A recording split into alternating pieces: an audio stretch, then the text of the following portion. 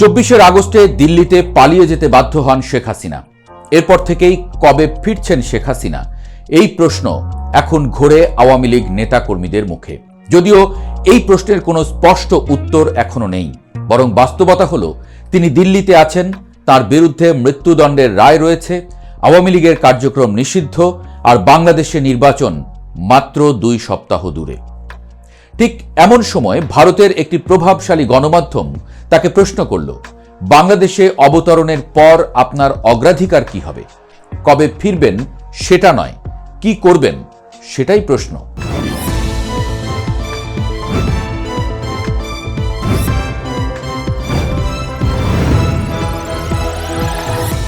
এই প্রশ্নটা শুধু একটি সাক্ষাৎকারের শুরু নয়, এটা একটা রাজনৈতিক ইঙ্গিত। এরপর শেখ হাসিনা যা বললেন, ভারত, বিএনপি, জামায়াত, ডক্টর ইউনূস, নির্বাচন এবং আওয়ামী লীগের পুনর্গঠন নিয়ে, তা আর কোনো সাধারণ বক্তব্যে সীমাবদ্ধ থাকেনি, বরং এটি হয়ে উঠেছে ভবিষ্যৎ রাজনীতির এক স্পষ্ট রূপরেখা।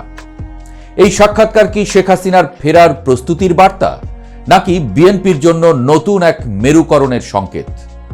চলুন বিশ্লেষণে যাই, খুঁজে দেখি প্রশ্নের ভেতরের রাজনীতি।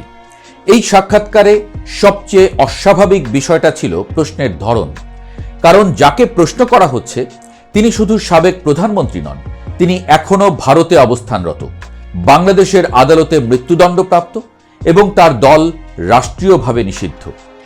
এমন পরিস্থিতিতে স্বাভাবিক প্রশ্ন হতো, আপনি কবে ফিরবেন, আদৌ ফিরতে পারবেন কিনা? কিন্তু প্রশ্নটা সে পথে যায়নি। G24 ঘন্টা জানতে চেয়েছে দেশে ফেরার পর কি করবেন, যার মানে দাঁড়ায় একটাই, ধরেই নেওয়া হয়েছে ফিরছেন শেখ হাসিনা। এখান থেকেই শুরু হয় সন্দেহ, এটা কি নিছক সাংবাদিকতা, নাকি কোনো বার্তা পৌঁছে দেওয়ার দায়িত্ব? শেখ হাসিনার অবস্থান কি, অবসর না প্রস্তুতি?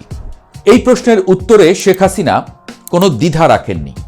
তিনি পয়েন্ট আকারে বলেছেন ফেরার পর তার অগ্রাধিকার কি হবে। তিনি দাবি করেছেন, প্রথমত দেশে সাংবিধানিক শাসন ভেঙে পড়েছে, আইনের শাসনের বদলে চলছে মব রাজনীতি, অর্থনীতি স্থবির, বিনিয়োগ বন্ধ, কর্মসংস্থান সংকুচিত, সংখ্যালঘুরা আতঙ্কে। এই অবস্থার সমাধান হিসেবে তিনি আবারও জোর দিয়েছেন সব দলের অংশগ্রহণে একটি গ্রহণযোগ্য নির্বাচনের উপর।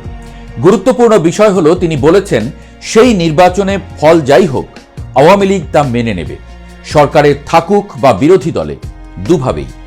এটা স্পষ্ট করে দেয় তিনি এখনো নিজেকে রাজনৈতিক খেলোয়াড় হিসেবেই দেখছেন, অবসরপ্রাপ্ত নেতা হিসেবে নয়। বিএনপির প্রতি নরম বার্তা। এরপরে আসে আরেকটি গুরুত্বপূর্ণ প্রশ্ন, বিএনপি ও তারেক রহমান কি বিশ্বাসযোগ্য? এখানে শেখ হাসিনার সুর ছিল লক্ষণীয়ভাবে নরম। তিনি বলেন, আওয়ামী লীগ ও বিএনপি দীর্ঘদিনের সংসদীয় প্রতিদ্বন্দ্বী, এক দল সরকারে থাকলে অন্য দল বিরোধী দলে, এটাই গণতন্ত্র। প্রকৃত বিরোধী দল ছাড়া সংসদ অর্থহীন। তিনি এও বলেন, আওয়ামী লীগ বিরোধী দলে বসতেও প্রস্তুত। এই বক্তব্য এসেছে এমন এক সময়ে যখন বিএনপি মাঠে জামায়াত এবং এনসিপির আক্রমণ, বিদ্রোহী প্রার্থীদের সংঘাত, আন্তর্জাতিক পর্যবেক্ষকের সামনে অভিযোগ, পাল্টা অভিযোগ সহ একাধিক চাপে আছে। এই প্রেক্ষাপটে শেখ হাসিনার নরম ভাষা একটি রাজনৈতিক দরজা খোলা রাখার ইঙ্গিত দিচ্ছে বলেই মনে করছেন বিশ্লেষকরা। কারা মূল প্রতিপক্ষ? সাক্ষাৎকারে শেখ হাসিনা সবচেয়ে কড়া ভাষায় আক্রমণ করেছেন জামায়াত ও এনসিপি এবং এই শক্তিগুলোর পৃষ্ঠপোষক হিসেবে অভিযুক্ত করেছেন ডক্টর মোহাম্মদ ইউনূসকে। লক্ষ্য করার মতো বিষয়, এই তালিকায় বিএনপি নেই, অর্থাৎ শেখ হাসিনার আঁকা শত্রু মিত্রের মানচিত্রে মূল সংঘাতের রেখা এখন একদিকে ডক্টর ইউনূস সরকার এবং জামায়াত আর এনসিপি বনাম বাকি রাজনৈতিক শক্তি। আওয়ামী লীগ পুনর্গঠন, ভবিষ্যতের রূপরেখা।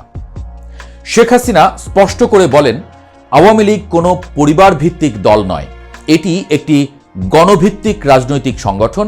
তবে বর্তমান সংকট দেখিয়ে দিয়েছে দলের সংস্কার দরকার। নতুন প্রজন্মের সঙ্গে সংযোগ রাখতে পারে, শহর ও গ্রামের তরুণদের সমস্যা বোঝে, শুধু আনুগত্য নয় রাজনৈতিক সক্ষমতাও আছে, এমন ব্যক্তিদের তিনি খুঁজছেন। কিন্তু সবকিছুর পর শর্ত একটাই, দল নিষিদ্ধ, সমর্থকরা গ্রেপ্তার, সদস্যপদই যখন অপরাধ, সেই অবস্থায় সংস্কার সম্ভব নয়। অর্থাৎ তিনি আগে চান রাজনৈতিক মাঠ খুলতে, তারপর দল নতুন করে সাজাতে। শেষ প্রশ্নটা এখানেই, শেখ হাসিনার এই সাক্ষাৎকার কি বিএনপিকে নতুন কোনো সমীকরণে আগ্রহী করবে, নাকি তারেক রহমান নিজের নির্বাচনী ছকেই অটল থাকবেন?